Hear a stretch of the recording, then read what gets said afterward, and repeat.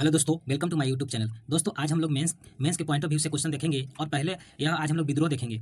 आज हम संथाल विद्रोह को देखेंगे, अगले दिन मुंडा विद्रोह को, और उसके बाद फिर किसान विद्रोह को भी देखेंगे। तो आज हम लोग करते हैं संथाल विद्रोह को अच्छे से।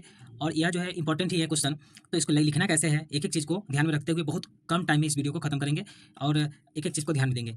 चलिए, क्वेश्चन है संथाल विद्रोह। संथाल विद्रोह का सबसे पहले क्या लिखेंगे? भूमिका। भूमिका में क्या लिखेंगे? संथाल विद्रोह 1857 की क्रांति से पहले ब्रिटिश नीतियों के खिलाफ एक सशक्त प्रतिक्रिया थी। वास्तव में संथाल अपने क्षेत्रों में ब्रिटिश और दिकुओं का हस्तक्षेप रोकना चाहते थे, क्योंकि संथाल जो क्षेत्र थे उसमें ब्रिटिशों का और दिकुओं का हस्तक्षेप होने लगा था। और संथाल के लोग नहीं चाहते थे उनके जो क्षेत्र है उसमें किसी का जो है हस्तक्षेप हो। लेकिन क्या ब्रिटिश ने और दिकुओं ने क्या क्या हस्तक्षेप करना शुरू कर दिया। इससे संथालियों ने क्या क्या विद्रोह करना शुरू कर दिया था। आगे चलते हैं। वास्तव में संथाल विद्रोह की शुरुआत जो हुई थी 1854 में हुई थी, परंतु इसका जो है विस्तार 1855 से लेकर 56 में हुआ था। ये हम आप भूमिका में कर चुके हैं। उसके बाद भूमिका के बाद हम लिखेंगे कारण। कारण में क्या लिखेंगे? कारण में चलते हैं। कारण में लिखेंगे हम कि नई कर व्यवस्था संथाल विद्रोह का मुख्य कारण बनी। जो नई कर व्यवस्था, जो नया टैक्स जो लागू किया गया था, तो वह क्या बनी? मुख्य कारण वही बनी थी।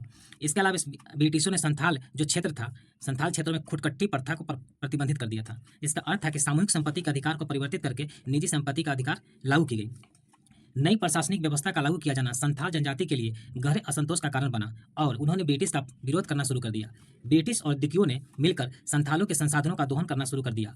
संथाल क्षेत्रों में रेलवे के निर्माणों ने उन्हें भी प्रभावित किया। संथालों को ब्रिटिश के द्वारा बेगारों के लिए मजबूर किया गया। यानी कि नई प्रशासनिक जो व्यवस्था लाई गई संथाल के प्रति, संथाल जनजाति के लिए क्या किया? असंतोष का कारण बन गया। इसने क्या किया? ब्रिटिशों का विरोध करना शुरू किया। संथालियों ने क्या किया? ब्रिटिशों का विरोध करना शुरू किया, क्योंकि वह नहीं चाहते थे कि उनके जो क्षेत्र है उस क्षेत्र में किसी का हस्तक्षेप हो। लेकिन यहाँ ब्रिटिश और दिकियों ने क्या किया? हस्तक्षेप करना शुरू कर दिया था। ब्रिटिश और दिकुओं ने मिलकर संथालों के जो संसाधनों है उसका दोहन करना शुरू कर दिया था। संथाल के क्षेत्रों में जो रेलवे के निर्माण ने उन्हें भी प्रभावित किया, क्योंकि संथाल के क्षेत्र में रेलवे का निर्माण होने लगा, जिसके कारण जंगलों को काटा जाने लगा और संथालों को बेगारों के लिए मजबूर किया जाने लगा, कि मजदूरी के लिए उनको मजबूर किया जाने लगा। और ब्रिटिशों ने उनकी भूमि की भी रेलवे के कार्य के लिए अधिग्रहित करना प्रारंभ कर दिया। जो संथालों की जो भूमि थी उसको भी अधिग्रहण करना शुरू कर दिया ब्रिटिशों ने रेलवे के कार्य करने के लिए। ईसाई मिशनरियों की धार्मिक नीतियों ने संथालों के बीच गहरा असंतोष उत्पन्न कर दिया। परिणाम स्वरूप उन्होंने ब्रिटिश के खिलाफ विरोध शुरू कर दिया। वास्तव में ब्रिटिशों ने संथाल के क्षेत्रों में बांटो और राज करो की नीति लागू कर दिया। नीति लागू करने का इसमें प्रयास किया था। तत्कालीन कारण क्या था? संथाल विद्रोह के तत्कालीन कारण था, एक बेगार था, दूसरा था संथालों के द्वारा एक दरोगा की हत्या।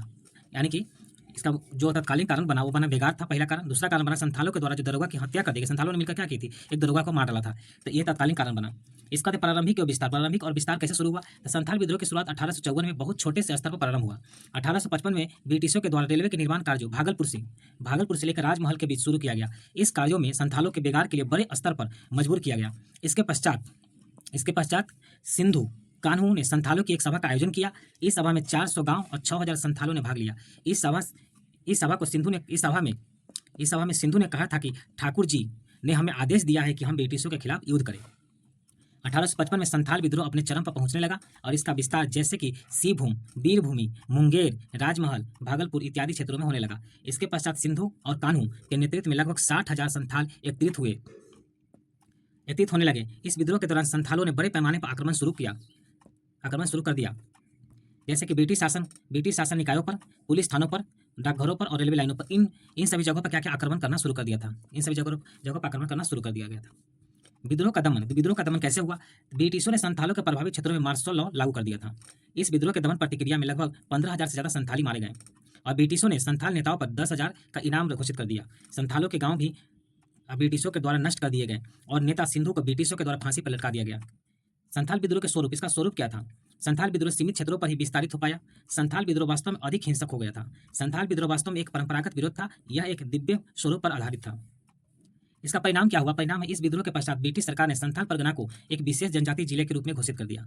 ब्रिटिश सरकार के द्वारा संथाल जनजाति के मामलों की पर्यवेक्षण करने हेतु एक डिप्टी कमिश्नर के पद का सृजन किया गया। ब्रिटिशों ने संथालों से यह वायदा किया कि वे उनके परंपरागत मामलों में हस्तक्षेप नहीं करेंगे। संथाल विद्रोह भारत में अन्य विद्रोह के लिए एक प्रतीक बन गया। यह 1857 की क्रांति के लिए एक प्रेरणा स्रोत बन गया। हम संथाल विद्रोह के माध्यम से राष्ट्रवाद की लघु चेतना का विकास भी देखते हैं। एक बार देख लेने के बाद क्या होगा?